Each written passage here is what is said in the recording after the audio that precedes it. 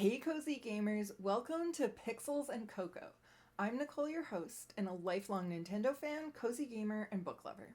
I thought I would introduce myself to the community and talk a bit about what I hope to do with the channel. So, this channel is all about creating a space where gaming and comfort meet. Whether that's through reviewing the best cozy games, diving into heartwarming books, live streaming new games, or having thoughtful conversations about mental health and accessibility in gaming. If you love slow paced, relaxing games, wholesome stories, and just a cozy corner of the internet to call home, you're definitely in the right place. So, I've been gaming for as long as I can remember. As an older millennial, I grew up with Nintendo, spending hours speedrunning Super Mario Bros. On the NES. And then later, getting lost in the world of Donkey Kong Country on the Super NES, always having to battle my dad for a turn on the Nintendo. Gaming was such a huge part of my childhood. It was a way to bond with family and friends, escape into colorful worlds, and experience adventure in ways I just couldn't in real life. As I got older, though, gaming started to fade into the background. In my 20s, I had a Wii and a 3DS, which I still use and have. This is my original one.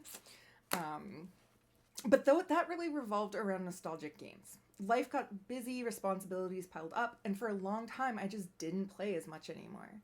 And then in 2022, everything changed. For my birthday and Christmas, my husband surprised me with a Nintendo Switch OLED. At the time, I was struggling with severe anxiety, and he hoped that gaming would be a way for me to relax and find joy again.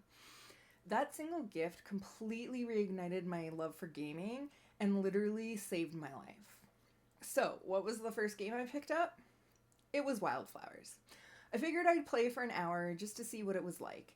The next thing I knew, the sun was rising outside, and I had become emotionally attached to a pixelated chicken. Seriously, I couldn't sell any of my animals to the butcher in game because I loved them so much. It didn't matter how much money I needed. My husband made fun of me a lot. Anyway, as the sun rose, it was January, okay? It raises late here in Canada. My husband was coming down the stairs wondering why I was up so early, as I usually sleep until 11. But yep, just totally up early. And that was the moment I realized cozy games were something special. Since then, I've fully embraced cozy gaming, falling in love with Animal Crossing New Horizons, Sunhaven, and other indie gems like The Roots of Pacha. But I also discovered a whole new love. JRPGs. I played through Dragon Quest, Artilia Ryza, Harvestella, and got Monster Hunter Stories 1 and 2 as a Christmas gift, which are currently sitting in my backlog. And recently, I picked up Final Fantasy VII because I've never actually played a Final Fantasy game before. But I figured if I'm going to dive into the world of JRPGs, I should probably get that classic. But for me, cozy gaming is more than just a genre. It's a whole mood. It's about creating a space that feels safe, warm, and enjoyable. No pressure, no competition, just a way to relax and escape. Whether it's tending to a farm, decorating a dream home, or getting lost in a beautifully crafted story, cozy games have truly become my happy place. And that's what Pixels and Cocoa is all about. Sharing that joy, exploring games that bring comfort, and sharing cozy books we can curl up with. So I want Pixels and Cocoa to not just be about gaming, I want it to be a space where we can talk openly about mental health, accessibility in gaming, cozy games, and really just anything else that fits. Now, you won't be surprised to learn that I'm autistic and I live with severe anxiety. And while autism isn't all that I am, it's a huge part of how I experience the world and in turn how I experience gaming. For me, cozy games have been so much more than entertainment. They've been a lifeline. It has also allowed me to pull back on the use of my emergency anxiety medication, which happens to be Ativan, and this has felt weirdly freeing. So, there have been moments in my life when my anxiety was so overwhelming that the world outside felt impossible, when my thoughts just spiraled and I felt like I was drowning in my own mind. Cozy games were a safe place to land, a space where I could breathe, exist, and just be. And that's not just at home. My Nintendo Switch, or 3DS when I want to be more discreet, goes with me everywhere. For me, social anxiety is something I deal with daily, whether it's at social gatherings, family events, or even in work environments. There are times when everything feels too loud, too overwhelming, too much. Having my Switch or 3DS with me means that if I feel an anxiety attack coming on, I can take a break, find a quiet corner, and play for 10 minutes to help ground myself.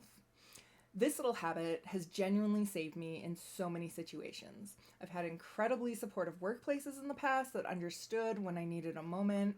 And my family has learned that if I pull out my handheld during a gathering, it's not me checking out, it's me regulating, decompressing, and making sure that I can stay present. There's just something about the rhythm of farming, decorating, or even just exploring a quiet game world that helps me when everything else feels out of control. Games like Animal Crossing, Wildflowers, and even Zelda have given me moments of peace when I needed them most. I've also struggled with sensory overload, and that's something I'll talk about a lot in my reviews. Some games are more sensory friendly than others, and I believe that this matters. Not every game is for everyone, and that's okay. Wait until you all find out how Stardew isn't for me. That's why on this channel, I want to highlight what makes cozy games great for neurodivergent players.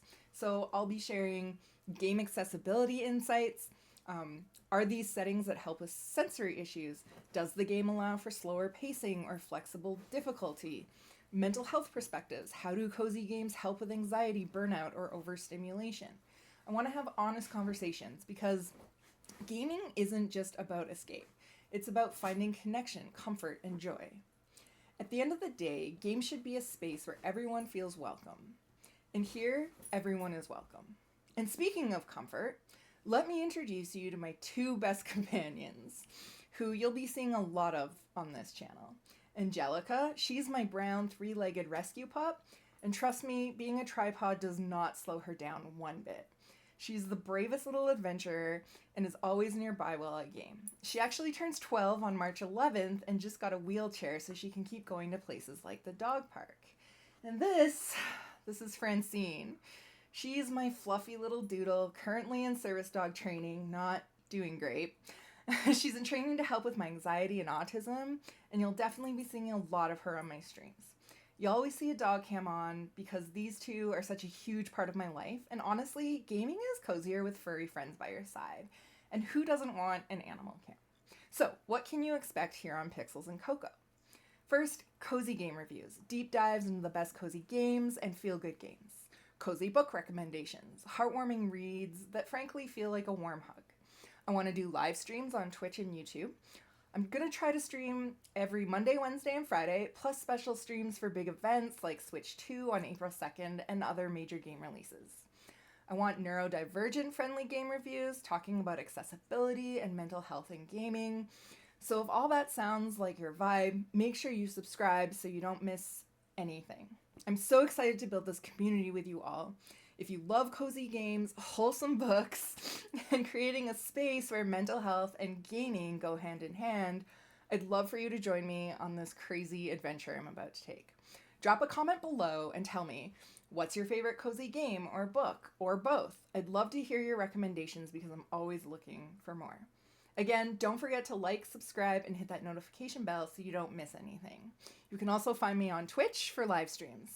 Until next time, stay cozy, stay kind, and happy gaming, everyone. Hey, Frankie. Yes, what are you doing? What are you doing? Good girl. Good girl, Frankie.